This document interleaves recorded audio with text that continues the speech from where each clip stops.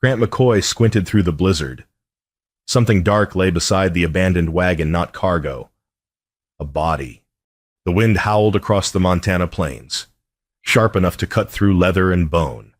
Snow fell in thick curtains, blurring the line between earth and sky. Grant's wagon lurched forward, his daughter Hope asleep beneath a pile of wool blankets behind him. The road back to the ranch stretched 8 miles into darkness.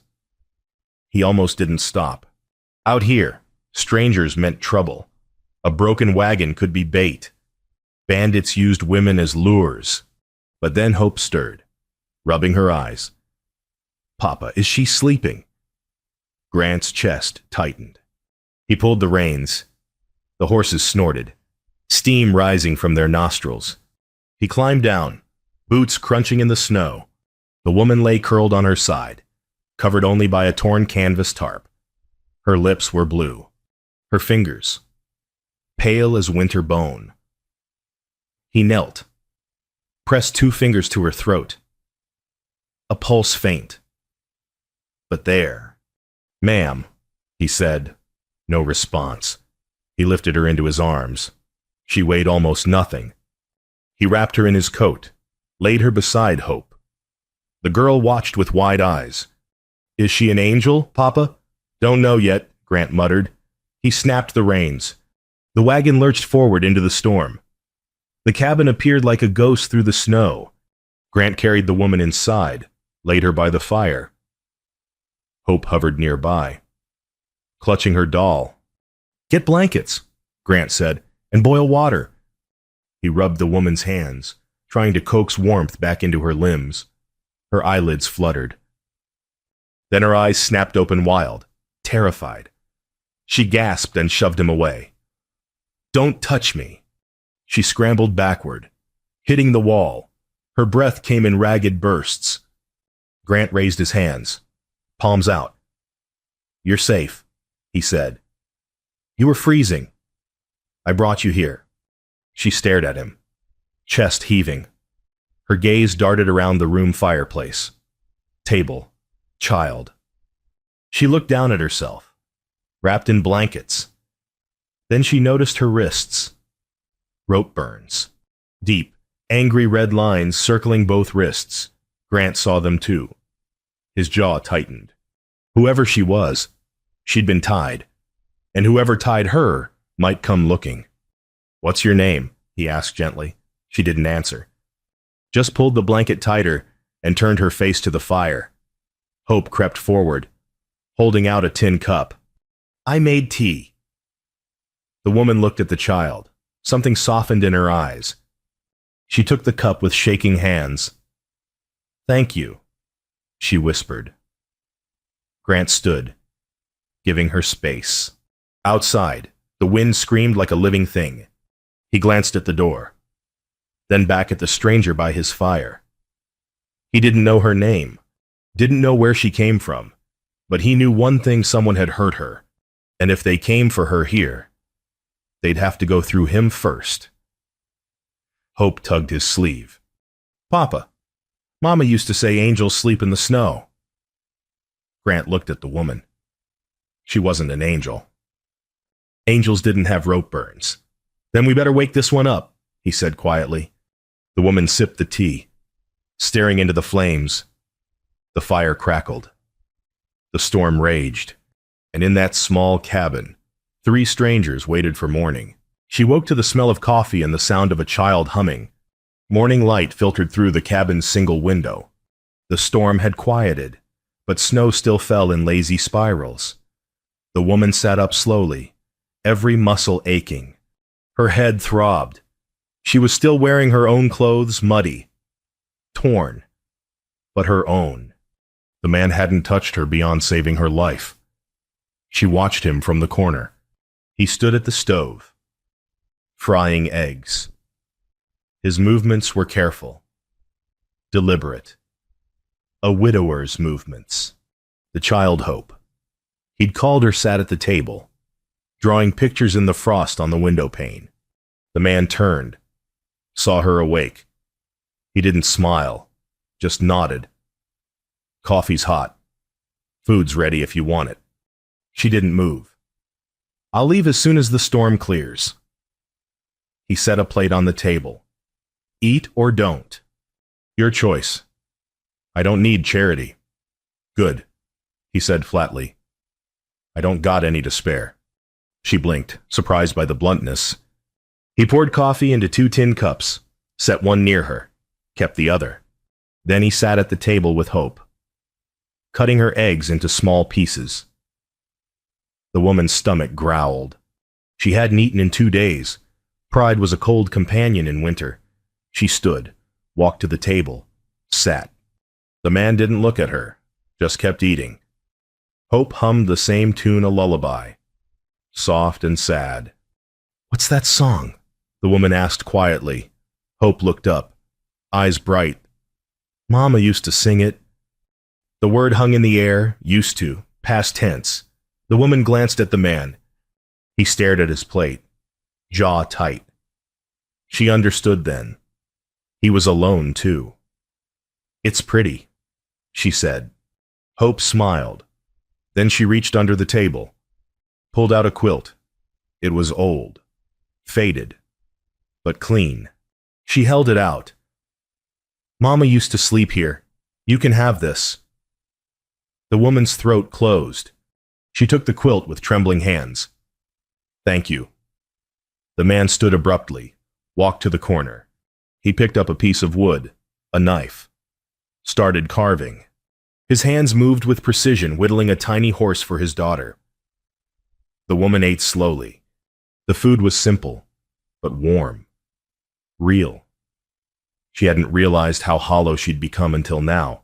Outside, the wind picked up again. Snow piled against the door. The man glanced at the window, then at her. Storm's gonna last 3 days, he said. You can hate me when it's over. She almost laughed. Almost. Instead, she wrapped the quilt around her shoulders. I don't hate you. Didn't say you did. He went back to carving. But you don't trust me either. She didn't deny it. Trust was a luxury she couldn't afford. Hope finished her breakfast, climbed down from the chair. She brought her doll to the woman, held it out. Her name's Grace. She keeps bad dreams away. The woman took the doll, held it carefully. Does it work? Sometimes. Hope said, when Papa sings. The man's hand stilled on the wood. He didn't look up, but his shoulders tensed. The woman handed the doll back. Your papa's a good man. Hope nodded seriously. The best. The woman looked at him, this stranger who'd pulled her from the snow, who asked nothing, expected nothing. She didn't know his name, didn't know his story, but she knew this: he'd lost someone too. 3 days, she said quietly. He finally looked at her. His eyes were dark, guarded, but not cruel. 3 days, he agreed.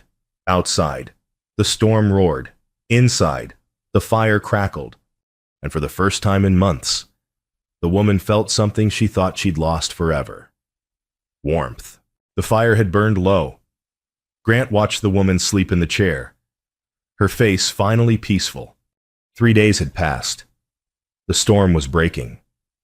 By tomorrow, she'd leave. He should have been relieved. Strangers were risk. Strangers were questions he didn't want to answer. But when he looked at her, he didn't see a stranger. He saw someone drowning, same as him. He stood, poured himself coffee. The memories came whether he wanted them or not. 2 years ago. His wife, Sarah, pale and sweating. The midwife shaking her head, blood everywhere. Sarah's hand gripping his, crushing his fingers. Promise me, she'd whispered. Promise you'll find someone kind. You're not dying, he'd said, desperate, foolish. Promise, Grant. Don't let Hope grow up alone. She'd died before dawn. He'd held their newborn daughter, screaming her tiny lungs out, and vowed never to love again. Loving meant losing. And he couldn't survive losing twice. He looked at Hope now, still asleep on her cot. 6 years old. She needed a mother. But Grant couldn't give her that. Fear had locked him in place, frozen as the Montana winter. The woman stirred, blinked awake. She looked at him, then at the window. The snow had stopped. "I should go," she said. He nodded, didn't argue, but his chest felt tight. She stood, folded the quilt, set it carefully on the chair. "Thank you for hooves outside, fast." Grant moved to the window. A rider. Expensive horse. Warren Kent. The banker. Grant's jaw clenched. "Stay inside," he told the woman. He stepped onto the porch. Kent reined in his horse, looked down at Grant with cold eyes. "Heard you brought someone home." Kent said, "News travels fast." "Bad news always does." Kent leaned forward in the saddle. "That woman is Nora Hale. She's wanted for murder." Grant's blood went cold. "Says who? Says the whole town?" "Her husband died 6 months ago. Folks say she poisoned him for the insurance money." "Folks say a lot of things. She's dangerous. Grant, send her away. Or you'll lose everything, your ranch, your reputation. The town won't trade with a man who shelters a killer." Grant looked at Kent, saw the smugness in his eyes. This wasn't about justice. This was about control. Kent wanted Nora gone because he couldn't control her. "She stays," Grant said, "till she's ready to leave." Kent's smile vanished. "You're making a mistake." "My mistake to make—" "The town won't forgive this." Grant stepped closer, voice dropping. "A man's roof, a man's rules, and my conscience don't answer to the town." Kent's face darkened. "You'll regret this. I've regretted plenty. One more won't kill me." Kent yanked the reins, turned his horse. "We'll see." He rode off, leaving deep hoofprints in the snow. Grant stood there, breathing hard. Behind him, the door creaked open. Nora stood in the doorway, face pale. "You heard," he said. She nodded. "I'll leave tonight." "No. They think I'm a murderer." "Are you—" She met his eyes. Hers were fierce, haunted. "No, but I can't prove it." Grant believed her. He didn't know why. Maybe because he recognized the look in her eyes, the look of someone who'd been judged and found guilty, without a trial. "Then you stay," he said, "till you're strong enough to fight back." "Like," her voice cracked, "why risk everything for me?" He thought of Sarah, thought of her letter, hidden in the drawer, thought of the promise he'd broken. "Because," he said quietly, "someone once asked me to be kind. And I haven't been. Not for a long time." Nora's eyes filled with tears. She turned away, wiping them quickly. Inside, Hope called out, "Papa!" Grant looked at his daughter, then at Nora. 2 people who needed him. 2 people he was terrified to fail. But fear was a chain, and he'd worn it long enough. "You're staying," he said. "That's final." Nora looked at him. For the first time.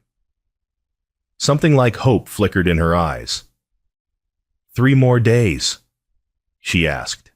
He almost smiled. "As long as it takes." The door closed behind them. The storm had passed. But Grant knew another one was coming. And this time, he'd be ready. The snow melted fast. By the end of the week, the ground turned to mud and hope. Nora stood by the wagon, tying her few belongings into a bundle. The sky was clear, blue as new denim. She could leave now, should leave. But Grant appeared beside her, holding a hammer. "Roof needs fixing," he said. "If you help, I'll pay you." She stared at him. "You don't have to." "Not charity. Work. Fair trade." She looked at the hammer. then at his face. He meant it. This wasn't pity. It was respect. Deal, she said. They worked side by side for 3 days, chopping wood, hauling logs, patching holes where winter had clawed through. The labor was hard, honest. Nora's hands blistered, then calloused. She didn't complain. Neither did Grant. Hope followed them everywhere, carrying nails in her apron, singing that same lullaby. Nora found herself humming along on the 4th day. They lifted a heavy beam together. Their hands touched. Both froze. The beam wobbled. Grant caught it, muscles straining. Careful, he muttered. Sorry, she said. Too quickly. They set the beam in place, stepped back. The moment passed. But something had shifted. That evening. Hope asked Nora to braid her hair. Nora's hands trembled as she worked, weaving the child's soft curls into neat rows. Hope sang, eyes closed, trusting. Grant watched from the doorway. His chest ached. Sarah used to do this, used to braid Hope's hair and sing, but Sarah was gone, and Nora was here, alive, gentle. She likes you, he said quietly. Nora tied off the braid. I like her too. She hasn't let anyone touch her hair since... He trailed off. Nora understood. She's brave. She gets that from her mother. Nora glanced at him. And from you. He didn't answer. Just turned away, jaw tight. That night, after Hope fell asleep, Grant and Nora sat by the fire. The silence was comfortable now, not tense. She watched the flames. He carved another wooden horse. Why'd you help me? She asked suddenly. He didn't look up. Same reason you stayed. Sometimes doing the right thing is the only choice. The town thinks I'm a killer. The town thinks a lot of things. Don't make them true. She smiled, faint and sad. You don't know me. I know enough. He set down the knife, met her eyes. I know you didn't give up when you could have. I know you're kind to my daughter, and I know you're not a murderer. Help me because killers don't cry when a child sings. Nora's breath hitched. She looked away, blinking hard. Grant stood, stretched. Get some sleep. Roof's almost done. Then we'll figure out the rest. She nodded. Grant. He paused at the door. Thank you. He didn't turn around, just nodded once and left. Nora pulled the quilt tighter. Outside, the stars burned cold and bright, but inside, something warm and fragile was growing, something that felt dangerously like hope. On the ridge above the ranch, Warren Kent lowered his spyglass. He'd seen enough, the widow and the rancher, working together, smiling, unacceptable. He turned his horse toward town. He had a plan. And by the time he was done, Grant McCoy would regret his kindness. Nora found the letter by accident. She was cleaning, putting Hope's toys away. When the drawer stuck, she tugged it open. Inside, beneath a stack of folded shirts, was a yellowed envelope. She shouldn't have looked, but her name Sarah was written on the front in careful script, and beneath it to be opened if I don't survive. Nora's hands shook. She sat on the bed, unfolded the letter. My dearest Grant, if you're reading this, then I'm gone. I'm so sorry. I wanted to stay. I wanted to watch our daughter grow, but if God has other plans, then I need you to promise me something. Don't live alone. Find someone kind, someone who will love Hope as I would have, someone who will make you laugh again. You're a good man, Grant, the best I've ever known, but you carry too much. Let someone help. Let someone in. I love you. I'll always love you. But my love shouldn't be a chain. It should be a door. Walk through it. Forever yours. Sarah Nora's tears fell onto the paper, smudging the ink. She heard the door open. Grant stood there, frozen. I'm sorry, she said quickly. The drawer was stuck, and It's okay. His voice was hoarse. He crossed the room, took the letter from her hands, read it. His jaw clenched. Then his shoulders shook. Nora had never seen a man cry like that. Silent, broken, holding the letter like a lifeline. She reached out, touched his shoulder. She loved you. I couldn't save her. You weren't supposed to. You were supposed to live. He looked at her, eyes red. I've been so afraid. Of what? Of losing again? Of letting someone close and watching them die? Nora's hand tightened on his shoulder. I'm afraid too. Of what? Of being seen, of being known, of trusting someone and having them turn away. They stared at each other. Two people, scarred and scared, standing on the edge of something terrifying and beautiful. She told me to find someone kind. Grant whispered. Did you? He nodded slowly. Yeah, I think I did. Nora's breath caught. Grant reached out, tucked a strand of hair behind her ear. His hand lingered. She didn't pull away. Stay, he said. Not as hired help, not as a guest, as family.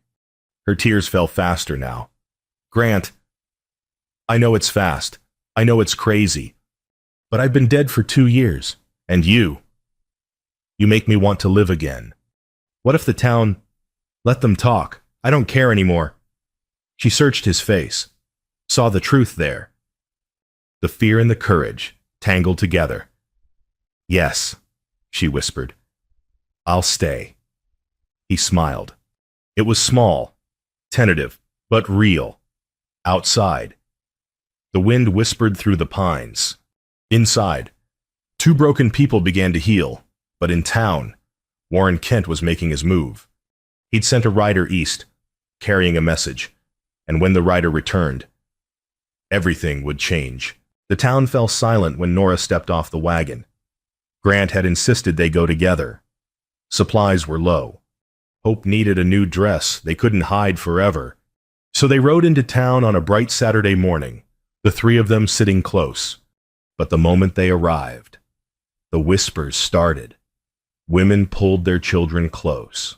Men stared with hard eyes. The general store owner stood in his doorway, arms crossed. Maybe we should go, Nora said quietly. We're here. Grant said, we're staying. He helped Hope down, then Nora. They walked toward the store.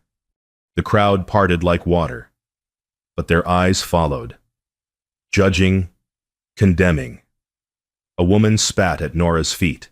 Nora stopped. Grant's hand went to her elbow, steadying her. Hope clutched her doll, confused. Then Warren Kent stepped out of the bank, flanked by two men. His smile was cold, triumphant. Grant McCoy, he called. A word. Grant turned slowly. Speak your piece. Warren? Kent gestured to Nora. This woman killed her husband. She's a murderer, and you're sheltering her. She's innocent. Says you. Kent pulled a folded paper from his coat. I have a witness. A man who saw her buy poison 2 weeks before her husband died. Nora's face went white. That's a lie. Is it? Kent looked at the crowd. Folks, do we let killers walk free in our town? No. Someone shouted. Grant's jaw clenched. He looked at Nora, at Hope, at the crowd. His heart hammered. Every instinct screamed to protect her, but the weight of their stares pressed down like stones. He swallowed hard. I need time to think. Nora's face crumpled. She stepped back, as if slapped. Grant, she whispered. You promised. I just need... You need nothing. Her voice broke. I'll be gone by morning. She turned, walked away. The crowd parted again. Silent now, Hope ran after her. Miss Nora, wait. But Nora kept walking. Head high, shoulders straight.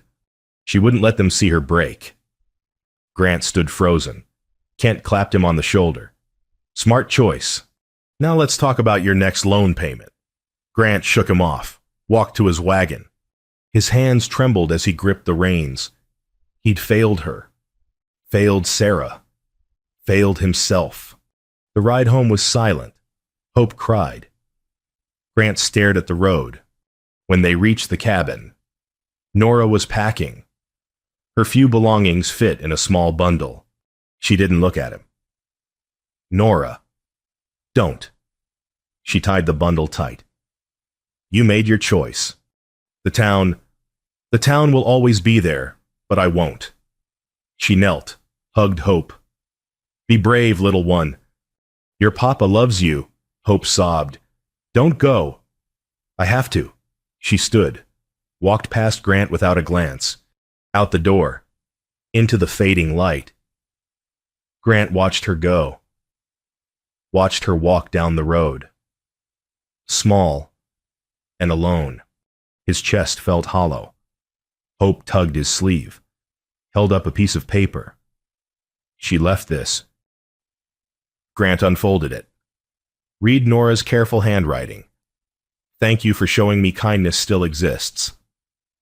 Take care of Hope. She deserves a happy father. His vision blurred. He crumpled the note, then smoothed it out again. Read it once more. She deserves a happy father. But he wasn't happy. He was a coward. And unless he changed that, he'd lose more than Nora. He'd lose himself. Grant knelt at his wife's grave, hat in hand. The cemetery sat on a hill overlooking the valley. Wind whispered through the long grass. A lone oak tree cast shadows over the headstones. Sarah's marker was simple, beloved wife and mother. Forever in our hearts. I'm sorry, Grant said. His voice cracked. I couldn't save you. I tried. God, I tried. The wind answered. Nothing else. I met someone, he continued. Her name's Nora. She's kind. She's strong. Hope loves her. He swallowed hard. I think I love her too. Silence. But I'm scared. Scared if I love her, I'll lose her. Scared if I let her in, she'll die too. Scared I'm betraying you. He looked at the headstone, tears streaming down his face. But you told me not to live alone. You told me to find someone kind, and I did. I found her. And then I let her go because I was afraid. He stood, wiping his eyes.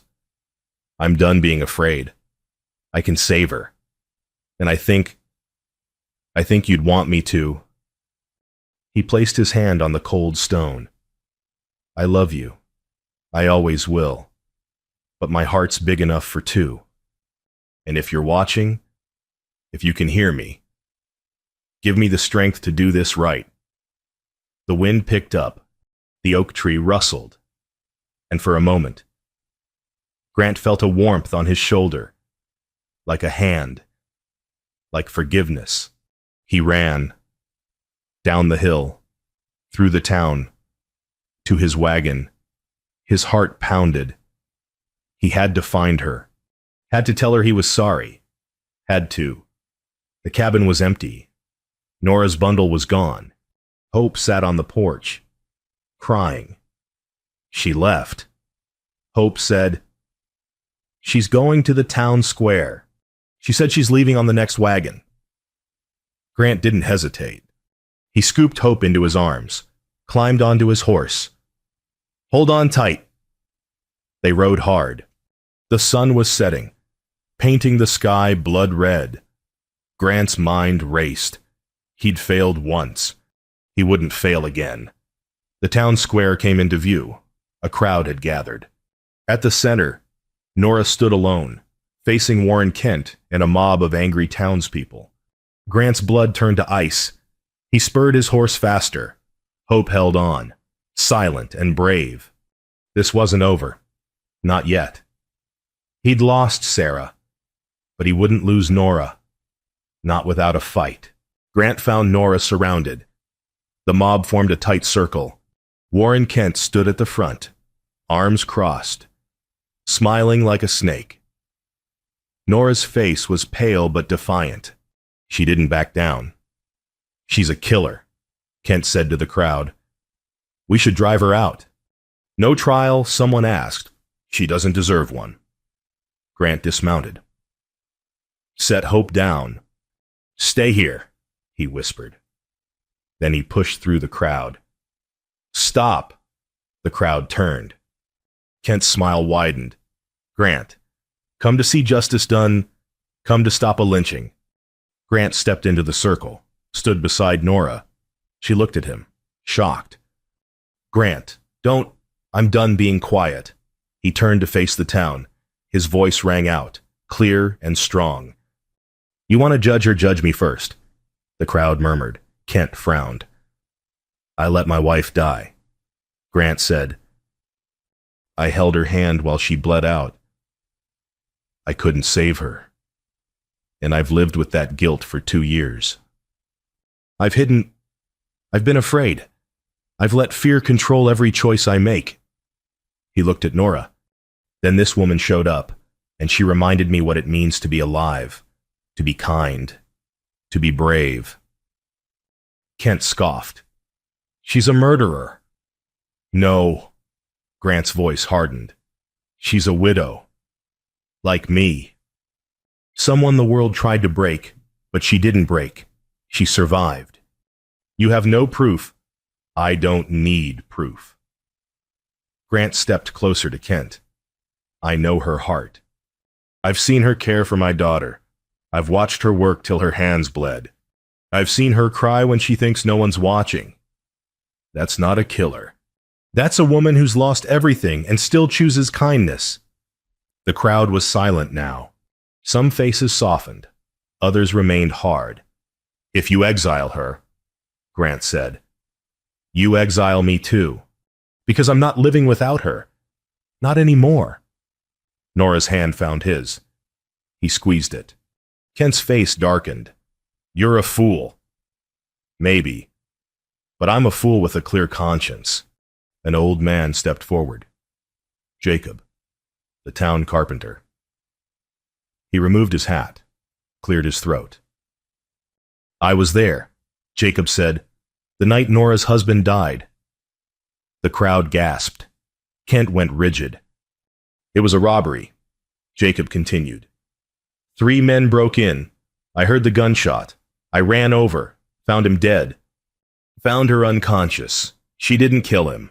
The robbers did. Why didn't you speak up before someone demanded? Jacob looked ashamed. Because Warren Kent paid me to stay quiet. Said the town needed someone to blame. Said it'd be easier if we had a killer to hate. The crowd turned on Kent. His face went white. That's a lie. It's not, Jacob said. And I've kept that sin long enough. Kent backed away. The crowd closed in, but Grant held up a hand. Let him go. Everyone stared. He'll live with what he's done.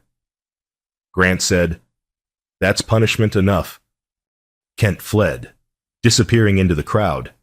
The townspeople dispersed, ashamed, silent. Grant turned to Nora. Her face was wet with tears. You came back, she whispered. I never should have left. She threw her arms around him. He held her tight, buried his face in her hair. Hope ran up, hugged them both. I knew you'd save her. Papa. Grant laughed, a broken, joyful sound. She saved me first. Nora pulled back, looked at him. What now? He took her hand. Now we go home. The 3 of them walked to the wagon. The sun was setting, painting the sky in golds and purples. The town watched them leave, silent and humbled, and for the first time in years, Grant felt free. The first wildflowers bloomed where the wagon had stood. Spring came fast that year. The snow melted, the creeks ran clear, and the land turned green and alive. Grant and Nora worked side by side, building a new room onto the cabin. Hope helped, carrying nails and singing her mother's lullaby. They didn't rush. Every board was placed with care, every nail driven with purpose. This wasn't just construction, it was creation. They were building a home, a life, a future. One afternoon, Nora stood back, wiping sweat from her brow. "It's beautiful." Grant hammered the last nail. "It's ours." Hope tugged Nora's skirt. "Miss Nora, are you staying forever?" Nora knelt, brushed hair from the girl's face. "Forever sounds just right." Hope grinned. "Then you're my mama now." Nora's eyes filled. She looked at Grant. He nodded, smiling. "Yeah," Nora said softly. "I guess I am." That evening, Grant hung a wooden sign above the door. He'd carved it himself, the letters deep and sure. Home. Nora traced the word with her finger. Perfect. They sat on the porch as the sun set. Hope played with her doll in the yard. The sky turned pink, then purple, then dark. Stars appeared, bright and cold. Grant took Nora's hand. "I have something for you." He pulled out a small wooden box. Inside was a ring, simple, silver, worn smooth. "It was Sarah's," he said. "But before she died, she told me to give it to someone kind. Someone who'd love Hope. Someone who'd make me whole again." Nora's breath caught. "I think she meant you," Grant said. "I think she knew, somehow, that you'd come." Nora took the ring, held it to the firelight, then she slipped it on. It fit perfectly. "I'll never sleep alone again," she whispered. Grant pulled her close. "Never." Hope ran up, climbed onto Nora's lap. They sat like that for a long time, three people who'd been broken, now mended. Three people who'd been lost, now found. The wind whispered through the pines. The fire crackled, and somewhere, far away, a coyote howled. But it didn't sound lonely anymore. It sounded like a song. Grant looked at his family, this woman who'd survived winter, this child who'd never stopped believing. He thought of Sarah, hoped she was proud. "Thank you," he said to the stars. The stars didn't answer, but they shone a little brighter, and in that small cabin, under that vast Montana sky, three hearts beat as one. Home. The end.